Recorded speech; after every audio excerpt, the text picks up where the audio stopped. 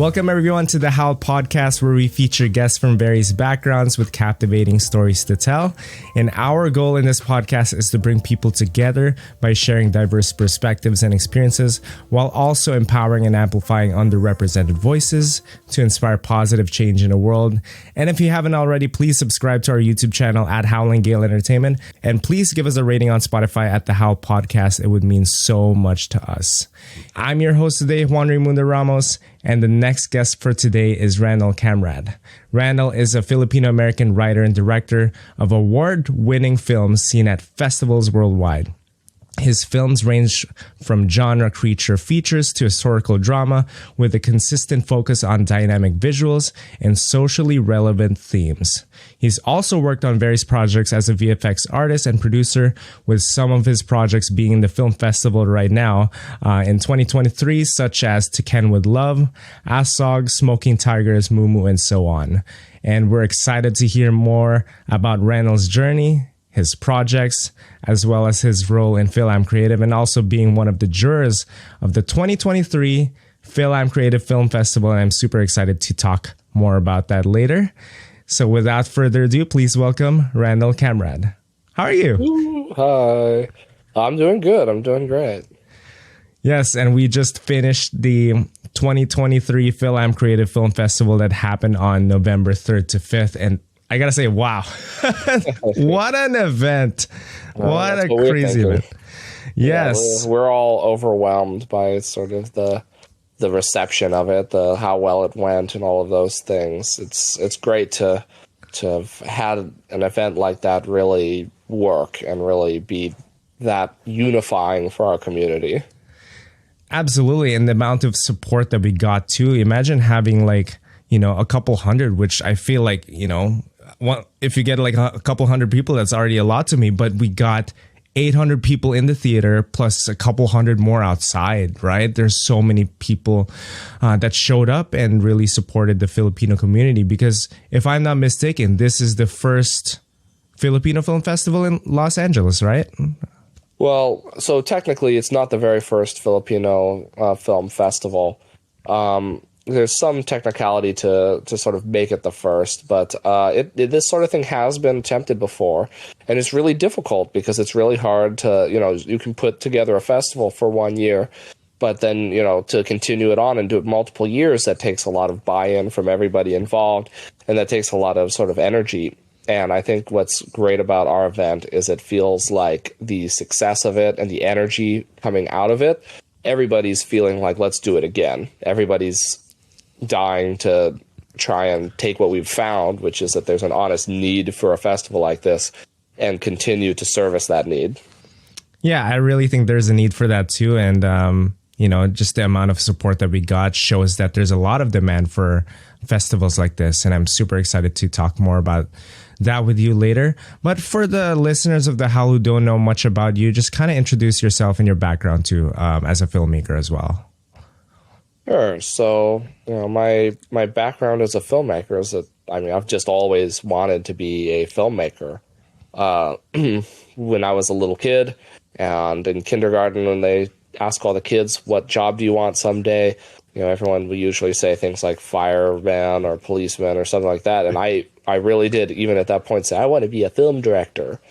For some reason, that's always been like at the forefront of what I would like to be doing.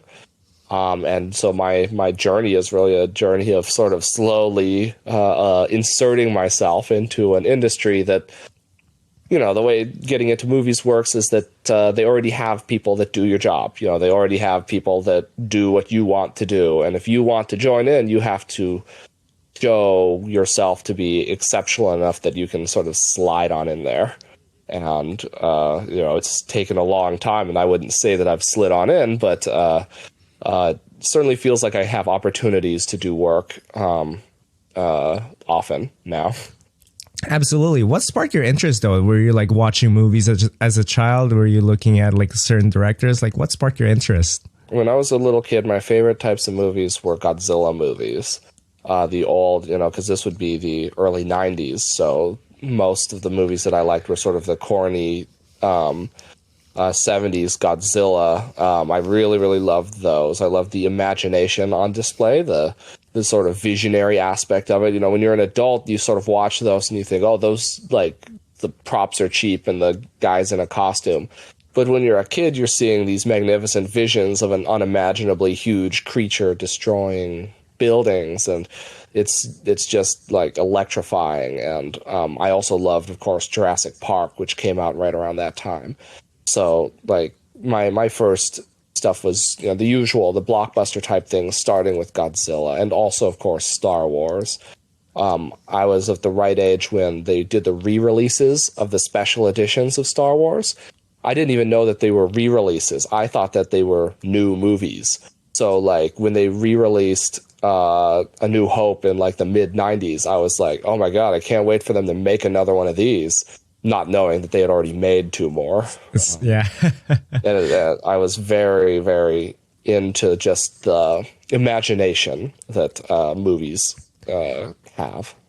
Got it. Yeah, it looks like you had a lot of interest in like films that involve a lot of VFX too.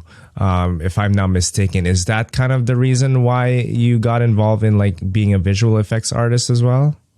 Yeah, partially. I mean, I've always been very interested in how movies do an amazing job of sort of creating the impossible for audiences. I mean, it goes back to Georges Méliès and those movies that people would go to movies because they would see fantastical things that you just can't see otherwise. It becomes intoxicating for you as a filmmaker as well to be able to create that. I mean, there's nothing more gratifying than faking something and having the audience buy it. You know, doing something like that in a theater and the audience like gasps or enjoys it or something, and you feel like, you know, for a moment you made something that's impossible and you conjured that in their minds.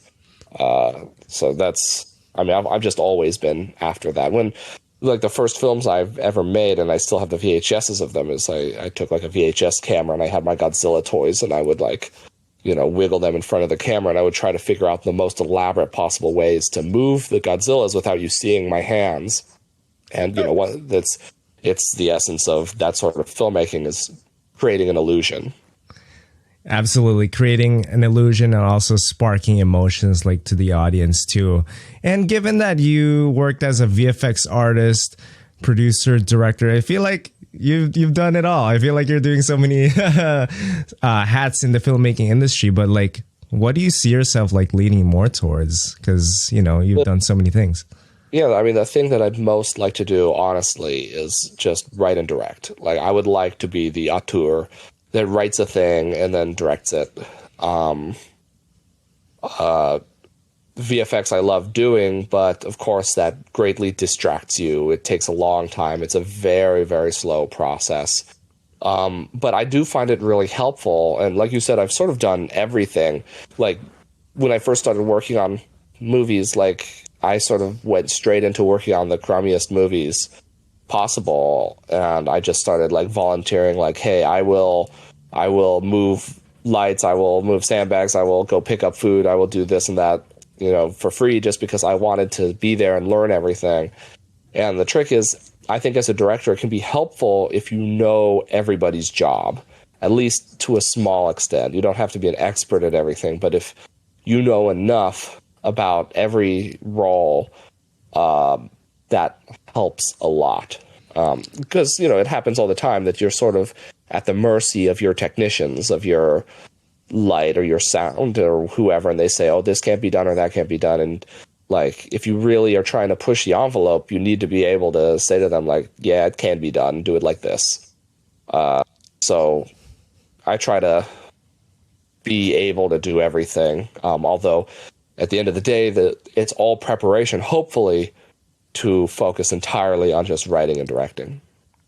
Yeah, and I definitely agree with that aspect, because like as a director, it's so important for you to like learn different departments too, right? Like, for example, like camera, G&E, and also like production design, right? Like if you have a vision in mind and you want to communicate it to your team, I think it's important for you to learn from various departments so that you can communicate your vision with them.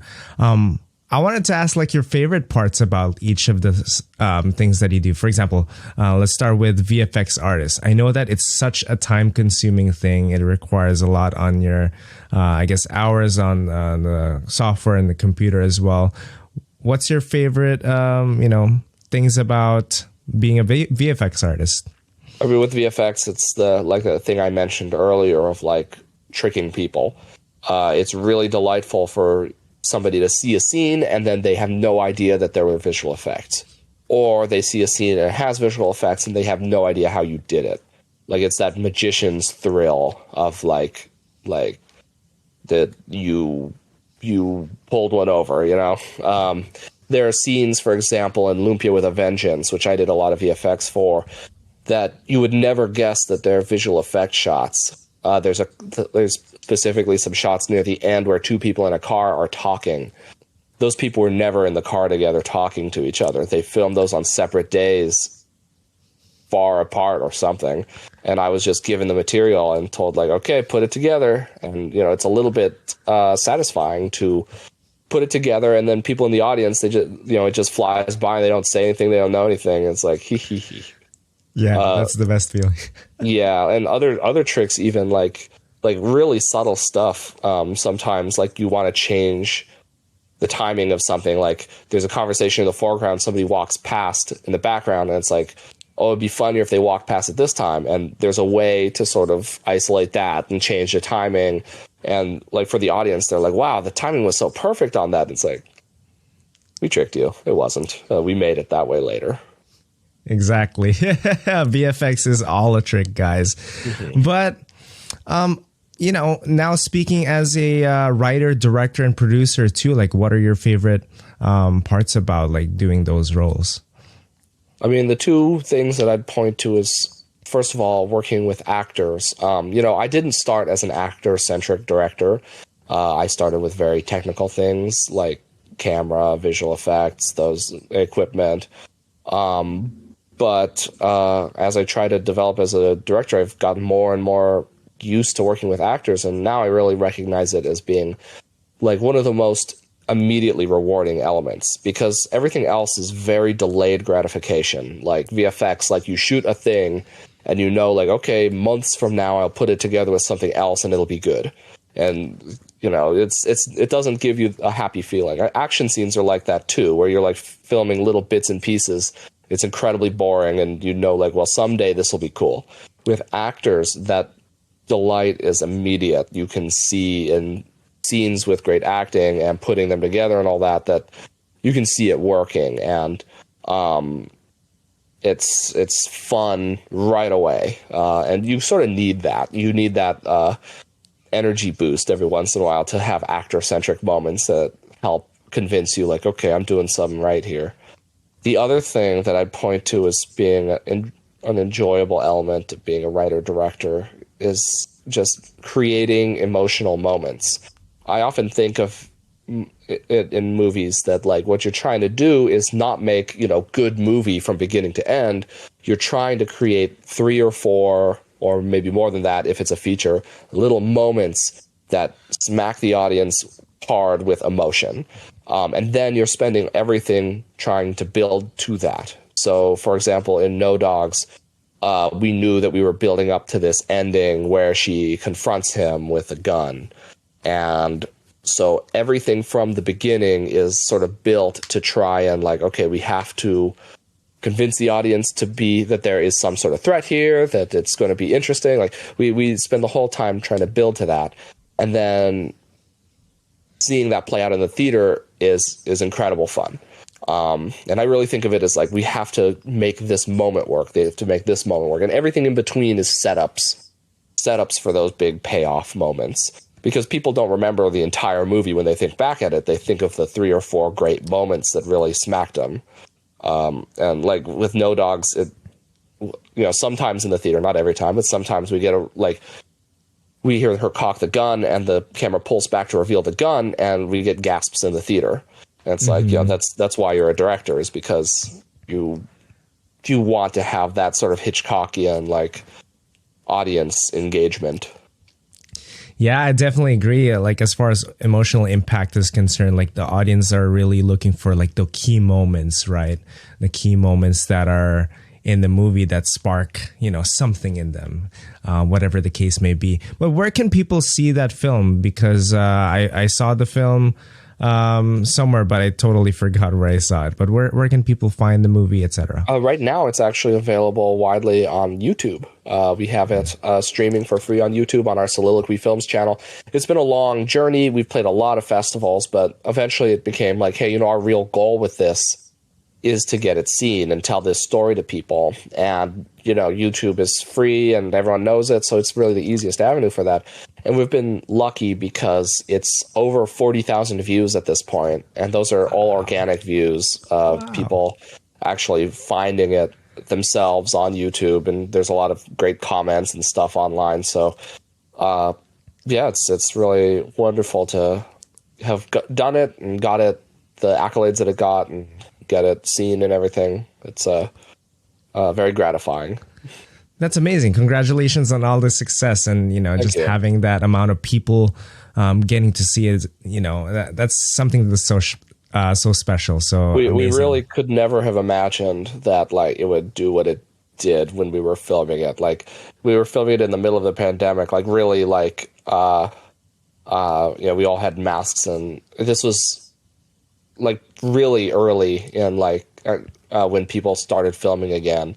And like we were just doing it in order to like remind ourselves that we make movies. Like we were just doing it to sort of like affirm our identities, sort of.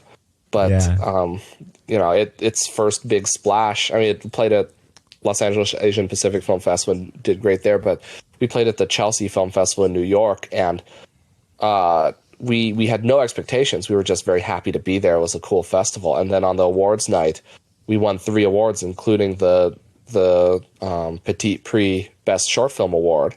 And like, we had absolutely no idea. Like we had not prepared speeches for all that, and like, oh crap, and like ran up, and it was just so amazing. Like, oh, people really like this thing. Yeah. And I really like it too. And super congratulations on that. And also like the amount of support you're getting and the amount of views, and also the comments that were in the YouTube video. Now I remember where I saw it. It was on YouTube. So yeah, amazing. Let's talk about your other projects too. And I want to highlight the Mumu, which is a film that got in the 2023 San Diego Filipino Film Festival. Mm-hmm. And I just found it super impressive. I think as a child, whenever I think of Mumu, I always think like, oh my God, something scary, right? And then that was actually the characters in the movie. Oh, by the way, if you haven't seen Mumu yet and you don't want any spoilers, maybe skip 5 minutes or so. But yes. Yeah, as a child, I basically thought of Mumu as something that's really scary looking, etc. And the characters, the main characters of the movie were feeling that way too. But as soon as I saw the actual Mumu, it was the cutest thing ever. Talk about creating that Mumu, and because I assume you did the VFX for that too. Yeah. Well, it was all about sort of reclaiming the Mumu, and because it's sort of used as like, especially in my experience, it's sort of used as like, hey, do this or do that because the Mumu's going to get you. And it's like, oh, this Mumu creature is evidently really violent and also like really a stickler for chores. And we were thinking like, hey, it'd be cute if we sort of turn that on its head, and the Mumu gets mad at the mom instead for her misbehaviors, and that the Mumu in fact is really cute and sweet and loves the kids. And yeah, that's sort of where it all came from. Amazing. And it got in the 2023 San Diego Filipino Film Festival. Is there any other submissions for that movie? Where can people find it, etc.? Well, it just played also at the inaugural Las Vegas Filipino Film Festival, and it'll be playing hopefully some more. We're submitting. It's an interesting and unique little movie, so we'll see what sort of venues it winds up at. Like we put a lot of work and effort into it, but it's really also sort of like intentionally sort of us doing like a movie on a whim, you know, doing something that we just like, hey, let's just have fun and be really experimental, and we won't risk a lot of money or budget on this. Instead, we'll take risks in terms of the subject matter and the approach, and we'll see how it turns out. And I'm glad that people like it. You know, we filmed it all in one day. And we filmed it all in like 3 hours. It was very, very short. Really? It was like playtime for the kids. Mm-hmm. Oh yeah, because also your kid was also part of the cast as well. That's amazing. Yep. Yeah, and her and her two co-stars, who are her friends, family friends of ours, they're eager to make another one someday. They really enjoyed. Sometimes they just love to like, let's watch Mumu, and they want to just sit down and watch their own movie. Absolutely. And you were the director in this one too? Did you co-direct it with someone, or? I co-directed and co-wrote it with my wife, Randal Kamradt, who is my partner in everything. And, you know, we've been lately sort of co-directing everything. Previously, she would produce and I would direct on like The Monsters Without, our feature film. I mean, we do everything together, and we sometimes decide like, okay, how are we going to split the duties? Who's going to do what? Depending on what the project is. And like in the case of many of our most recent ones, we really try to be sort of this two-headed dragon type of thing. We try to be as in sync as possible. So directing is a hard job, like a physically hard job. So, you know, I'm outrageously lucky to be, you know, married to someone who basically has all the same attributes and knows how to sort of handle that.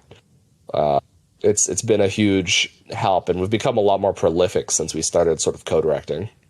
Amazing. Shout out to Malu if you're listening to this. We love you, and you're super talented, and amazing to hear, you know, husband and wife working together, have similar visions and goals, and also expertise as well. So shout out to Malu. I also wanted to talk about a film that's been going on multiple film festivals across the United States too, called ASOG, directed by Sean Devlin. And the first time I saw it was actually in the director's panel for FilAmCreative. And wow, I gotta say, after watching it in the Newport Beach Film Festival, I was just stunned by, you know, the amount of quality and all the work that's been put in the film. Talk a little bit about that film and the fact that it's been going on multiple film festivals at one time. I think it was in Newport and Hawaii at the same time, right? Yeah. Well, Sean, you know, he's like a real visionary, and it's such a privilege to be working on his movie. I've been VFX supervisor on several like Filipino movies that are just outrageously interesting and special. And, you know, I think it's partially because what I do is a little unique. Like with this movie, I did every single visual effect shot, which is substantial. And I was with them for years, just cranking out shots, revising shots, redoing things. It's a very complicated movie, and there's a lot of stuff that's redone or built or whatever, all in visual effects, along with the fact that he does so many stylistic changes, and it's just this multi-genre beast of a movie. And it's been wonderful to be a part of it, and it's been so great to sort of be part of the family for this film, because, you know, it premiered at the Tribeca Film Festival, which is such an amazing honor, and it's really gratifying to have been part of that team. You know, I feel like I contributed a large amount to it, and like, just to know that what we did really paid off, and that people are digging it, and it's getting awards, and it's playing for a lot of people. It's a great movie. It's really a masterpiece, and I'm excited for how far it can go, how many festivals it can play. And aside from just being incredibly entertaining and really good, it's really politically astute and politically active, and it's about all these difficult topics, and it doesn't flinch. And, you know, I get to look at Sean, and I sort of, you know, see him as a role model in a lot of ways. The fact that he is willing to put himself on the line for his message and for his art and all of those things. And just to be sort of, you know, vaguely considered a peer of his is like a huge honor. He's just great, and the movie's wonderful. And I can't believe my luck, because the movie even takes place like near where my family lives in Philippines. And really, yeah, and it's about the hurricane, which, you know, I was there when the hurricane happened. And he didn't know any of that when he brought me on board. And by the way, this all links back to FilAmCreative. I got the gig through FilAmCreative's Facebook page. He posted it on the Facebook page. I think nobody else answered, but I answered, and the rest is history. The rest is history, and you made such an amazing film together. And shout out to Sean as well, a very talented film director. And is it currently going on other film festivals right now, or is basically the circuit over? No, it's going to be going for a while. They're very deliberate. It's a successful movie in terms of festivals. There are lots of festivals that we're like, you know, we're sort of turning down just because they don't fit the strategy. They don't. There's a very specific way that he's trying to roll it out so it can make maximum impact and get the most possible attention. So it'll play more festivals soon. It'll be a little while before it's available digitally. I mean, a lot of it is tied to the effort to, it explores some injustices involving housing post Yolanda, and those issues are sensitive, and it's important to get the movie to a certain level of profile so that it can contribute in a meaningful way to that discussion and make a difference. Absolutely. And for people who would like to learn and, get updated on the film ASOG, their Instagram is at ASOGFilm.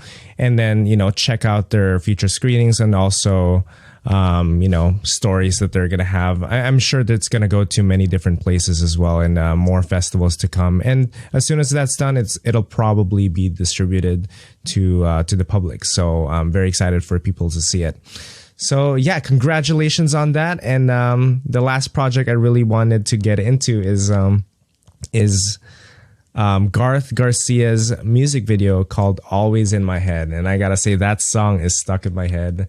Everyone's playing it, and then the title also, and I don't know, the beat, and also yeah, it's stuck in my head. But you made the music video for Garth Garcia. I didn't know that you were actually a music video director. Have you been working on music videos in the past? I was not a music video director prior to this, no. So me and Malu once again co-directed this one.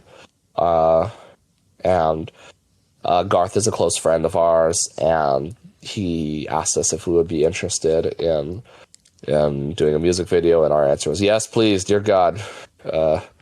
We just really wanted to do it and have that opportunity, and like, for being our first music video, like, there's no better jumping off point than doing a song like that, which is so catchy. And we were really living the Always in My Head life on set there, and then like for other projects that we've been filming, like often with Garth, like we're just constantly breaking out into the song. But it was really a fun experience. We shot for 2 days on it in a studio set, and we shot a lot of material. I mean, it's both a music video and really, it's still sort of a short film, because it's really got a story going throughout it. And it was difficult to sort of juggle those to try and make sure it's sort of following the beat and just fun and jumping, and then also creating an amusing story with a couple twists, hopefully. Yeah, we've been really lucky with that one as well. It's pretty popular on the YouTubes also. Yeah, it got around like 50K views on YouTube, and that's amazing to hear. And also, I heard that the song got #1, I think, on like Apple or iTunes or something like that. Yeah, in its genre, it was #1 for a little while. So it's been a big hit. People have been singing it. People have been watching it. People have been supporting it. It's great, and I'm really happy for Garth that we're able to contribute and make this sort of moment happen. And we're just grateful that he gave us this canvas, because to be able to make something inspired by the song like this is a privilege. Yeah, I love that. What was your approach to creating your, I guess, first music video? Because like, given that, you've done multiple projects in the past, it seemed like you've done a lot of narrative stuff, a lot of VFX for other projects, but this is your first music video. So like, how did you approach directing it too? Well, one of the guidelines now I thought was to do sort of stylish for stylishness sake. In general, on my narrative things, discourage us from just going for pretty. There's all kinds of ways that we can make the shot prettier in a movie and make the shot fancier and sort of make it something that'll impress other directors. And I always think that that's a really bad idea because you potentially distract the audience. Like I love being fancy and doing long takes and doing all those sorts of things. But for me, it's like you really have to marshal that towards an emotional purpose. If you're not using that to, once again, hit the audience with a moment, then you're sort of distracting them potentially and losing yourself that opportunity. But with a music video, it's kind of like, well, I mean, this is just a few minutes long, and the whole point is to just be outrageously stylish, and theoretically people are going to watch it a couple times. So it's sort of like, okay, every shot, do outrageous backlight, every moment, do like colors all over the place, camera movement. We used a dolly throughout most of it, like a big dolly that you could sit on and everything, which is really cool. We did a lot of things just for visual and stylishness sake that we wouldn't typically do. It was our chance to do a little bit of that. And for the story, like, I just figured, like, hey, it's always in my head. Like, it has to be about breakup, right? Like, it has to be about, because it's sort of pointless of like, hey, I see you every day, but you're always in my head. It's like, that's not dramatic enough. So we were like, okay, how can we do that? But it needs to be fun and funny. So let's add some sci-fi to this and make it a little crazy. Yeah, talk about the sci-fi that happened. I heard there were like beer bottles and guns and electricity that was happening too. Well, it was great because, they have beer bottles that shoot lasers. And on set, not everyone had read the script. So I sort of was like, okay, and now what's going to happen is you hold up your finger like this and then you put it in the beer bottle and you fire it like a gun. And, our actors are kind of like, all right, yeah, for sure. And, they find it potentially like, oh, have they lost it? Have they gone insane finally? But it was also my thing of like, hey, I have this tool, which is visual effects. Like, for most directors, if they want to do a visual effect, they have to factor that into the budget. They have to be very careful about that, figure out how it'll be done, consult with people. For me, I don't have to do any of that. So I was just like, I'll just make sure there's something here that uses visual effects, because that's like one like trick that I have. I think oftentimes when you're making anything, a useful strategy is at a very early stage to think, all right, what stuff do I have access to? Do I have this location? Or like, what's the most interesting location? What's the most interesting trick I have? What's the most interesting actor or this or that or prop? And then sometimes to develop the project around that. If you have lots and lots of money, then you have to do that. But in our case, it's like we think about what we have and then we build a story on that. Like a part of this story was just we looked at the stage, like the sound stage and all the different rooms in it. We were like, okay, how can we make a story out of a bar, a living room, a hallway? So you had to improvise basically. Well, it was very planned.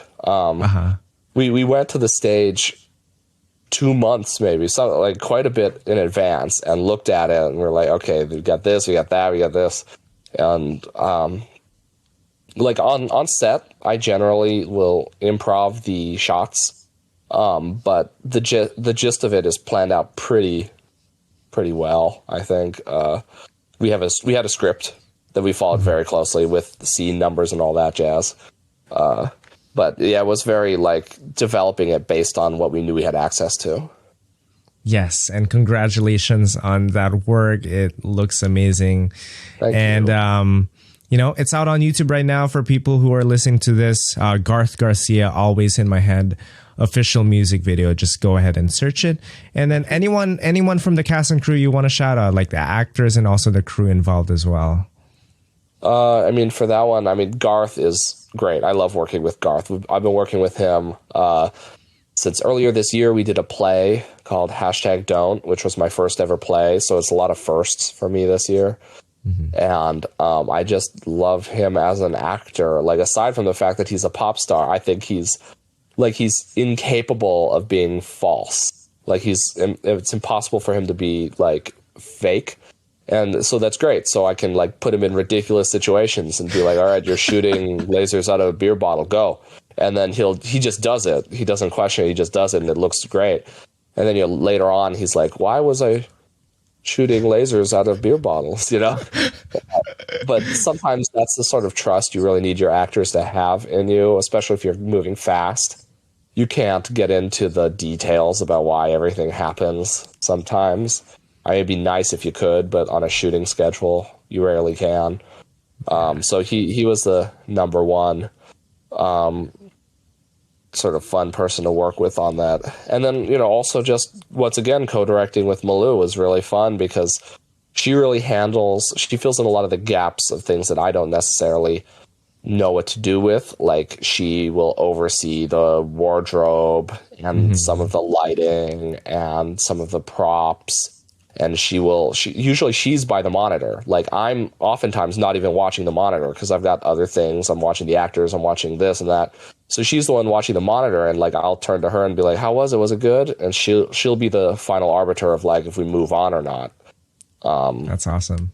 Yeah, it's really useful to have that sort of thing, to not have to like be stuck glued to the monitor at all times. I can really be in the mix and work with her.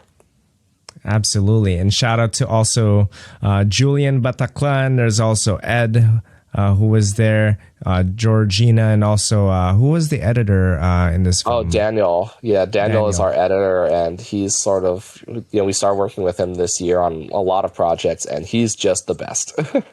He's a great editor, and it's lovely because usually previously I would edit my own stuff. I didn't edit No Dogs. Roy, our friend Roy, edited that, but everything else I edited until we sort of met Daniel. And it's great because I can really just shoot a lot of stuff and know that he's going to sort through it and find the good stuff. Because I think I've been doing this a little too long, and now I just don't have the patience to really look through every take for every little gesture.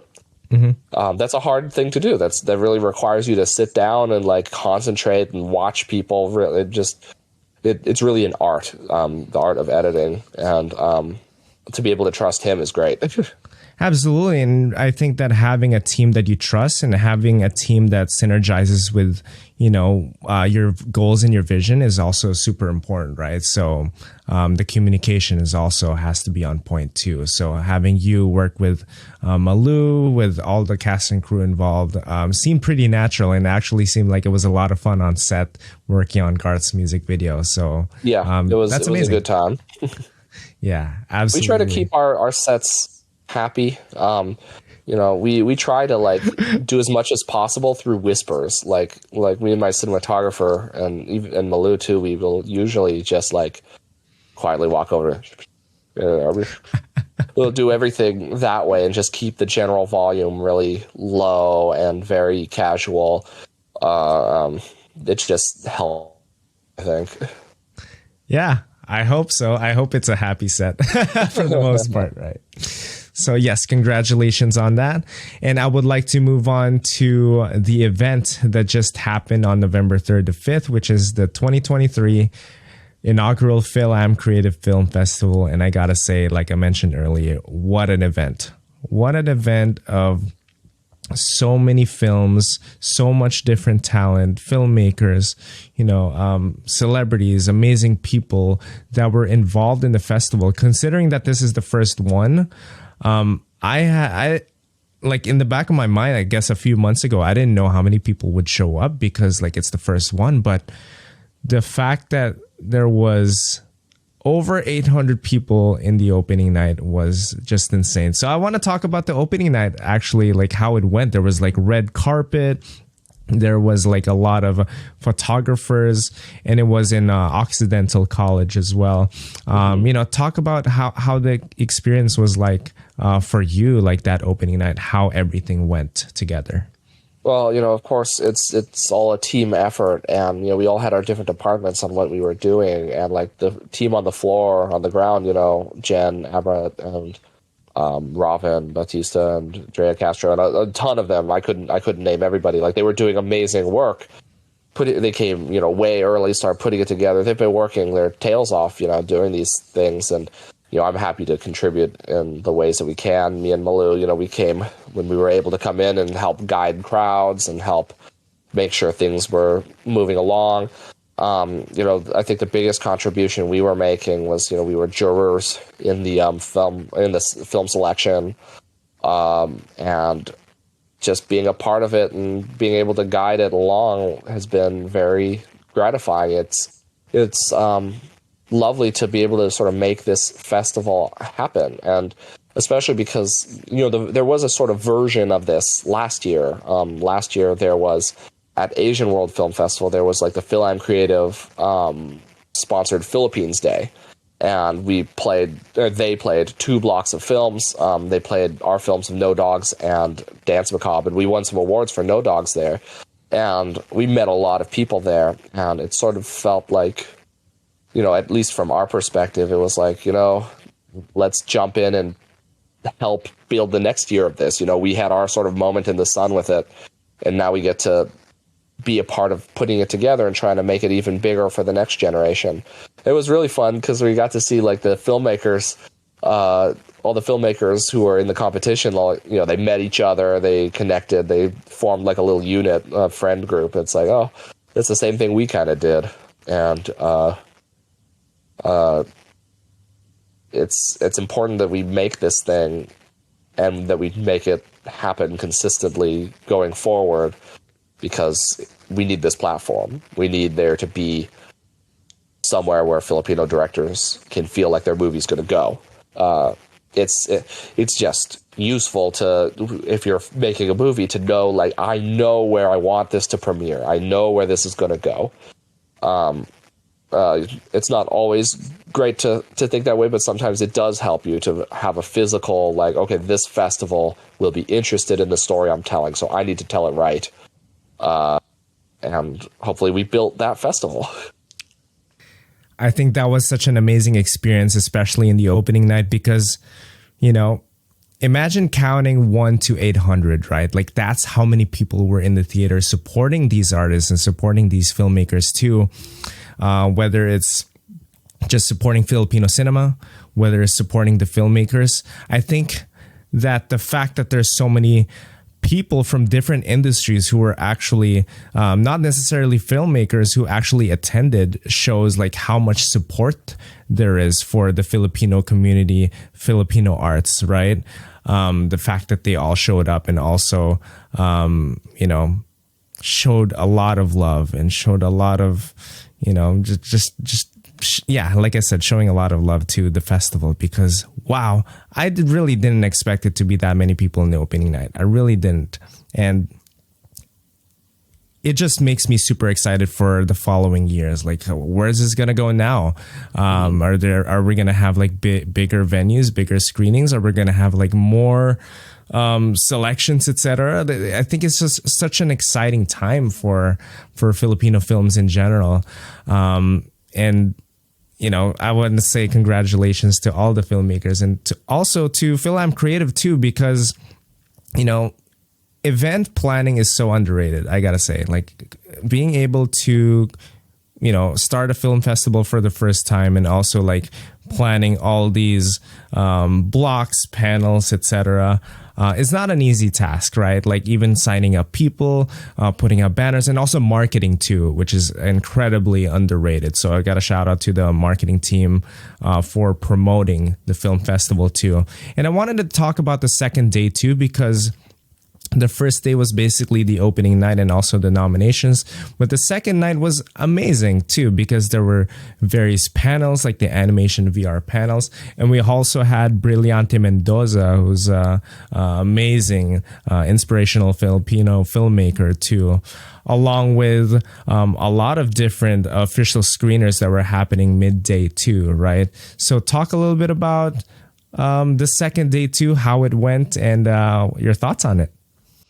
I mean, the second day was very, very fun. A lot of great movies being played on those days as well. Movies that, could have just as well been in the competition, very proud of the whole lineup. And we were able to do some in-depth Q&As that I think we really made an effort to make them informative for the audiences. I was able to help out with 2 of those Q&As. And we just want to make sure that these films get played in an acceptable way, a way that sort of shows their amazing qualities, and then we want to be able to start that discussion through our Q&A. And I think we were successful in doing that. We had such amazing filmmakers all coming out and chatting about their films, and it was a great way to keep going after that bang up like opening night, to sort of be able to do that. And we had the VR experience as well that was going on simultaneously, along with some panels, and we were just trying to give a smorgasbord of like things to do, make it really feel all encompassing, like, oh, there's more than you could possibly all attend. And so that was a success as well. It's not enough to just have a big snazzy gala where we're all in nice clothes and all that. You've got to follow that up with like, hey, let's settle on in and like do the work and watch some nice movies. And we were able to do that. We were able to bring people out for that. Yeah, and shout out to FilAmCreative also for the second day, because like all of most of the screeners had, at least 80% people show up too, like at least 85% turnout. I'm just super impressed with the turnout. And also I got to give another shout out to FilAmCreative for having me as one of the first, because it was my first time having a Q&A panel, and what an experience that was for being able to show our film, Ang Huling Adobo. And I think when you said about the Q&As is very important, like highlighting these stories and having the chance for the filmmakers to showcase, what they're about, right? And what they're about, and also about their story and what, the stories they're trying to tell. Because then afterwards, there's more of an impact to the audience. Like I had people reach out to me afterwards saying like, wow, this touched me so much, because, it was a story actually about my brother. It was a story about someone I know. It was a story about someone I loved before. So that kind of impact, I think it would have happened when they watched the film, but like as soon as they see the filmmaker like in person who made it, it's like, they relate to that person, right? So that's incredibly amazing. Given that also like you've worked in various Q&As in the past, like what's your approach to like the Q&A sessions? I know you did the director's panel and also like 2 of these panels as well. Like, I guess like what's your approach to like having these Q&A sessions too? Because they were such an amazing experience. Well, so when I do Q&As or I do any sort of public thing like that, I always go back to sort of what my other job is, which is that I'm a teacher. I'm a film teacher. I teach filmmaking to high schoolers, and you learn a lot of things becoming a teacher. They sort of teach you strategies and all that on how to get at the heart of a matter and how to boil it down into retainable information and make sure that information is they call it scaffolded, so that like you learn the baseline thing and then the next thing that's more advanced and the next thing that's more advanced. And you want to be careful not to just jump right into like the craziest questions. So I really always try to make sure that I'm asking really baseline questions that the audience can get into. Usually the director or whoever will say their method, will explain all that, and then I can build upon that. And Yeah, it's really just, I just turn on teacher brain, honestly, because I go day in and day out, like, okay, how can I make sure that students understand that the boom mic has to simultaneously be close to the person so it gets good sound, but also out of frame. And, Yep. you can't just, like, give them a boom mic and say, do it, and then, like, yell at them when it goes wrong. You have to assume they know literally nothing, and you have to, like, chunk it out into things that they can understand. And when you're doing a Q&A, if possible, that's the best thing to do, is to try and approach it like a teacher and do it bit by bit. I love that. And also shout out to Jeff Francisco, who is also one of the moderators, and also Rosick Mark, who did one as well. Yeah, they were amazing. It was really fun to sort of tag team with those guys. Yeah, I've never seen like tag team moderators before. It was such an interesting experience. Yeah, we're all really close, so it's we can have each other's backs in that way. Absolutely. And speaking of tag team, you were also one of the jurors, actually, of the 2023 FilAmCreative Film Festival. Kindly share your thoughts on the whole process, and like being a juror, and like what kind of films stood out for you, or what kind of projects stood out for you. Well, one thing to say for any filmmakers listening that, we hear all the time, but it just has to be said over and over. It's like, if you get rejected from a film festival, it really doesn't mean that your film is bad. Like, it's not like we just get the good movies and then put away the bad movies. Like, we receive way more good movies than we can possibly program. Like, that's your strategy. Is it would be unwise to try and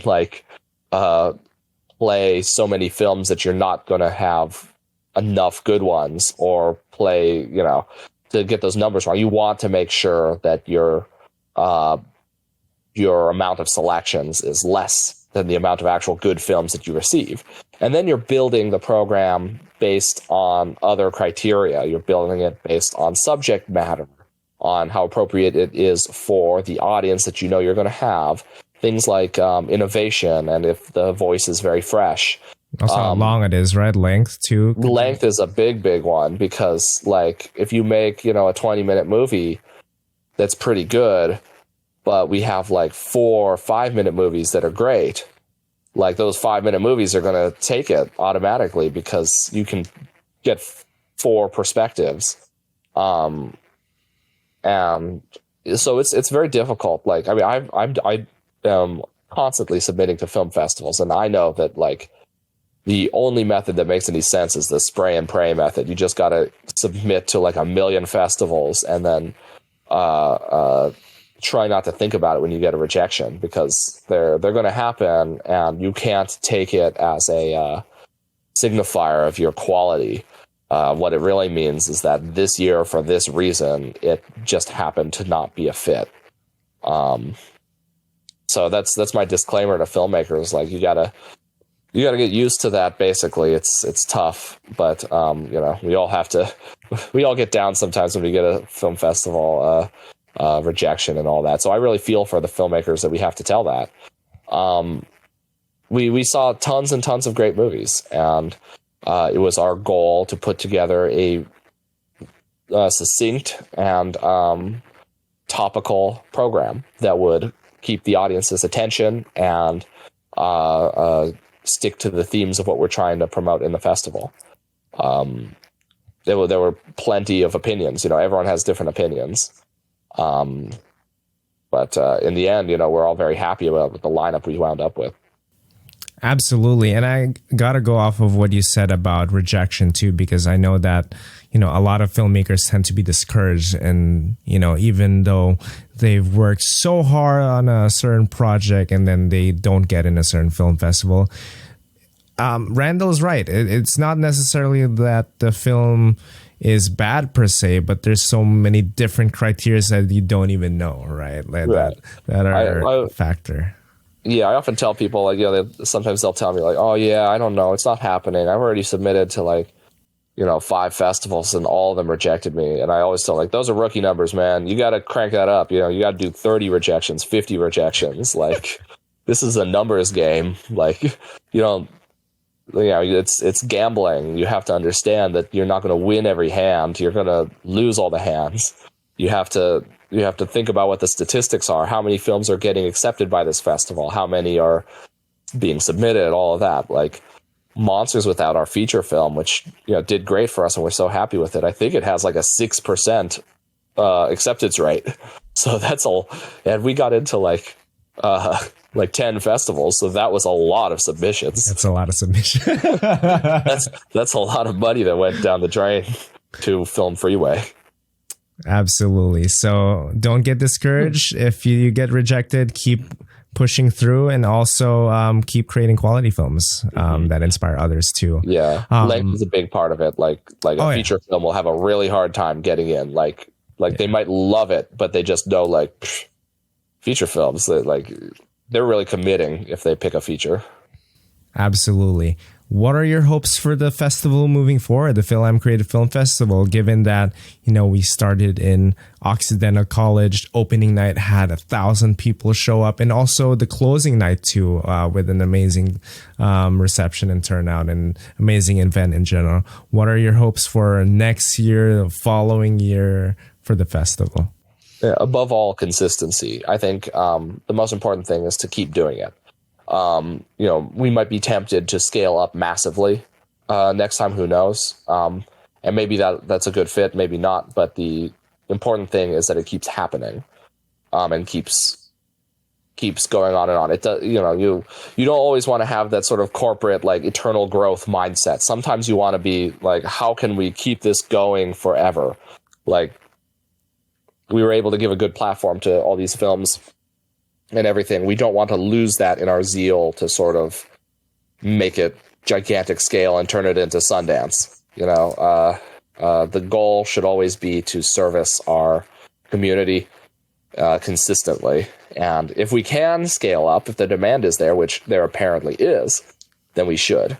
But doing it over and over and over and making this into a 20-year festival, I think that's what we want.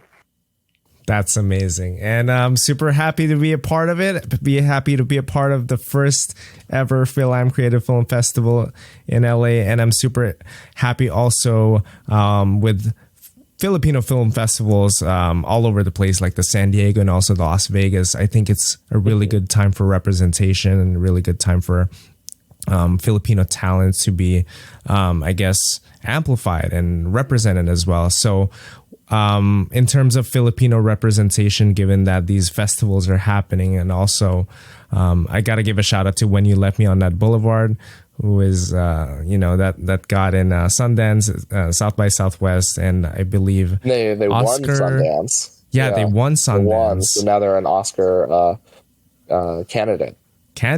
Yeah. What are your hopes for Filipino representation in the arts moving forward? That we are able to continue telling our stories. And I think in a big way, my number one hope is to be able to sort of branch out a lot, to be able to have the same storytelling privileges that other culture groups have, which is that we can make movies of many, many different genres and many different approaches, and have it be equally understood to be Filipino-American, to be able to make dark, scary, gritty films, violent films, funny films, dramatic films, all those things, to have that freedom and to have the venue to be able to get those sort of things out there and get them seen. There's a lot of our sort of forefathers who, the team that made The Debut, and Rod Pulido, who made The Flip Side, and still with us making films, Patricio Janelsa with Lumpia, and they were fighting a real uphill battle to get those films to audiences, and we are the beneficiaries of what they did, and it has to remain our goal to keep pushing the envelope, to keep making bigger, better, higher quality films that are more and more and more personal. That's always the goal, is to further the art of it. Further the art. Yeah. Very inspirational. Thank you so much for that, Randal. It looks like we're running out of time, but I just have one question left. Given that, you tackle on the role of director, like writer, producer, and also VFX artist, what inspirational messages can you give to maybe a future filmmaker, someone who wants to do what you do, but they don't know a place to start?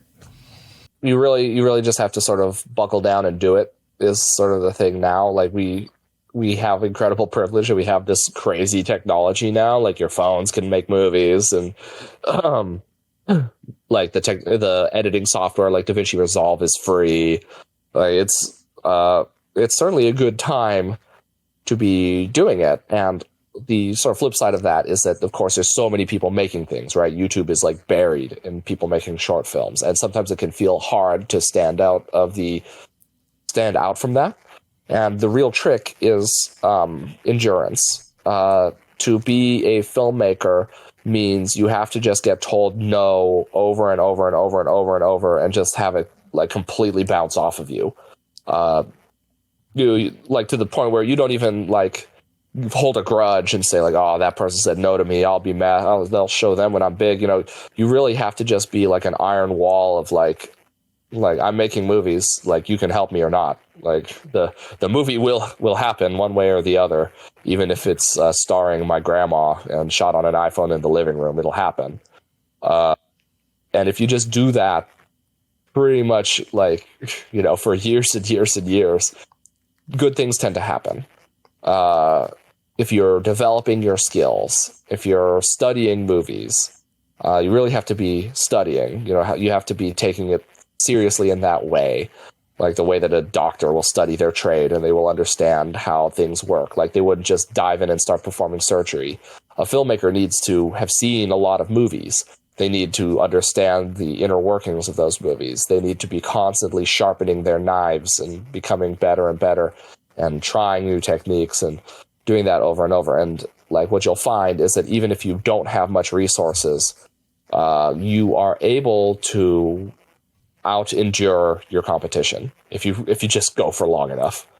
I feel like that's the way that I've worked, because I've been trying to make movies since I was a little kid. The moment I left high school, I was like, I'm making movies. I just started making stuff and working on people's stuff, and I just did that a long time.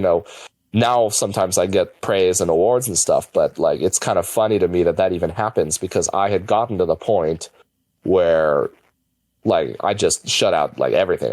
I'm making movies. It doesn't matter what the reception is. It doesn't matter if anyone sees it. I'm just making them. And then one day people started showing up, and I was like, oh, what are you doing here? Like, why did you watch it? I was making this for me. And so I advise that that's really the only path, like, unless you like know somebody. The only path is you just got to make movies forever until one day somebody says like, I liked it. Yeah, and given that you mentioned about accessibility, DaVinci Resolve being free, maybe like start off with an iPhone, just have a place of start, have a place to start and kind of practice, because a lot of filmmaking involves a lot of trial and error, making a lot of mistakes, and also getting better, and also having that sense of growth too. And also, it's also who like networking, connections you make, and you can also learn from each other too, and learn from each other's experiences. Yeah. It's not about like knowing famous people or rich people or this or that gets you. Like oftentimes it's just about becoming friends with like an actor. And then that actor is like, yeah, I'll do your stuff. And like, that's a huge, huge help right there. Or becoming friends with a sound person or this or that. You just want to make friends with people. And it's advisable that you get yourself some skills too. That way they feel like, they're getting some out of you. Like that's a big part of what I do with VFX. And that's really helped me with networking, is like, hey, like help me with this thing and I will like fix your incredibly expensive problem, because I can do that and not a lot of people can. That really helps with networking. So figure out something you're good at that you can contribute. Absolutely. And attend film festivals, attend like, as many events as possible. And Randal, I got to say, I'm super happy to be in your circle. And now I know an amazing, talented VFX artist, director, and writer. So, we'll work together in the future. We'll see. Okay. Let's do it.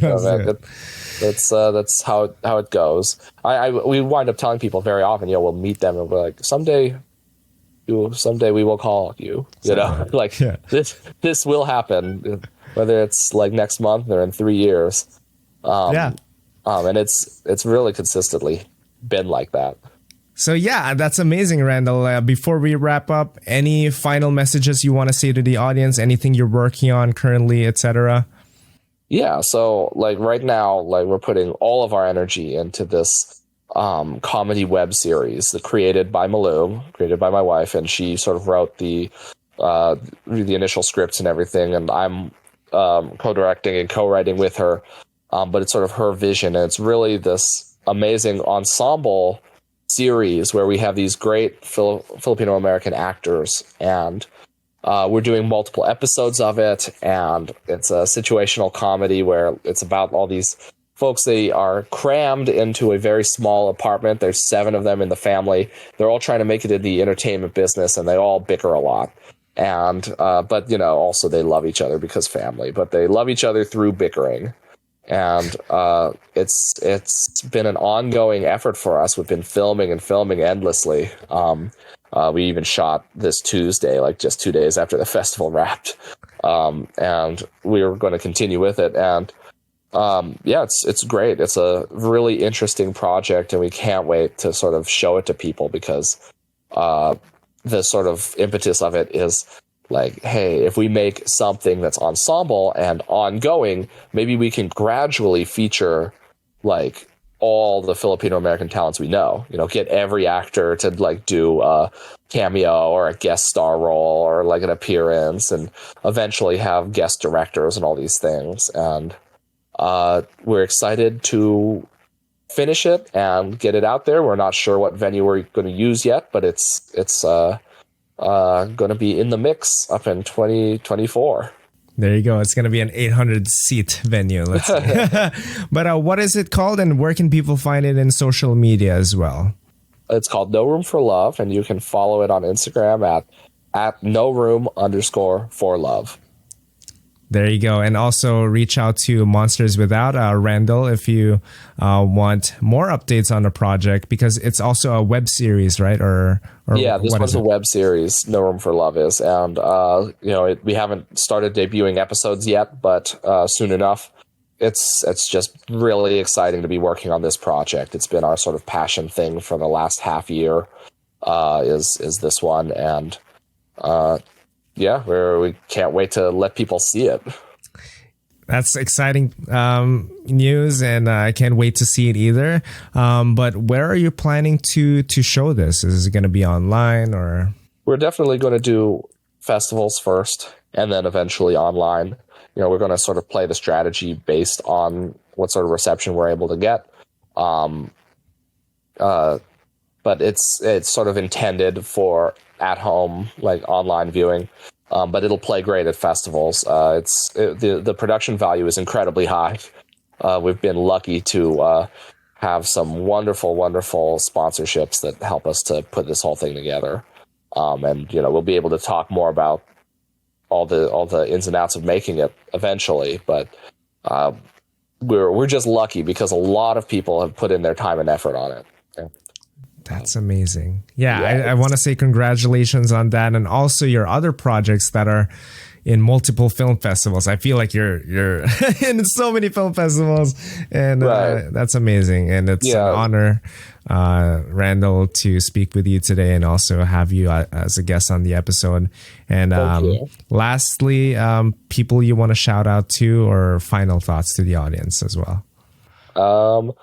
Well, let's see. I mean, there's so many people to shout out to. We live and breathe on favors. But of course, Mumu, my wife and co-director and co-writer, we just had our 9th anniversary yesterday. And we've been doing this a long time. Our honeymoon was to our first film festival, the Philadelphia Asian American Film Festival. And that really sort of lit the fire for us. We were like, can we get back to this? Can we ever do another film festival? And it took a long time before we were able to like sort of get the juice going, that we were able to make films that would play festivals again. But eventually it happened, and now we're, lucky enough to be at a lot of them. So of course, let's shout out to Mumu.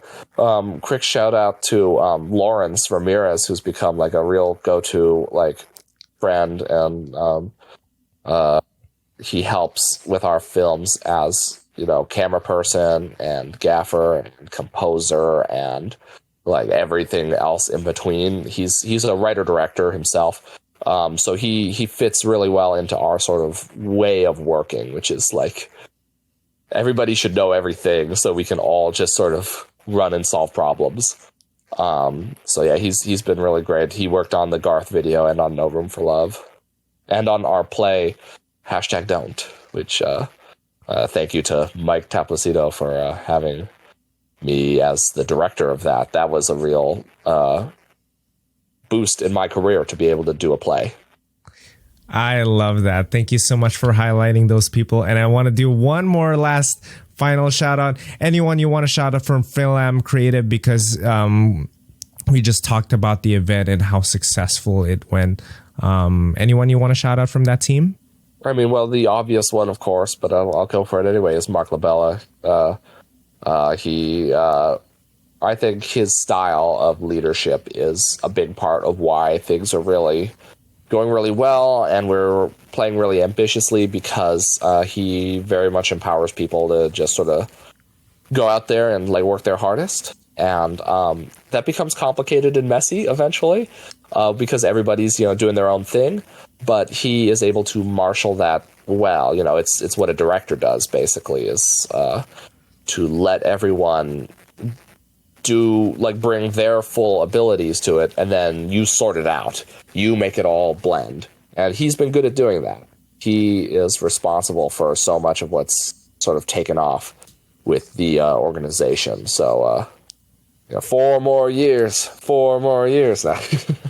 Thank you so much, Randal, for this episode. It's such an honor to talk to you today, and also have your insights on your world of filmmaking, how you started, and also all of the projects that have been going on multiple festivals nationwide. So congratulations on all of that. Thank you. And thank you for having me. It's been great to stroll down memory lane.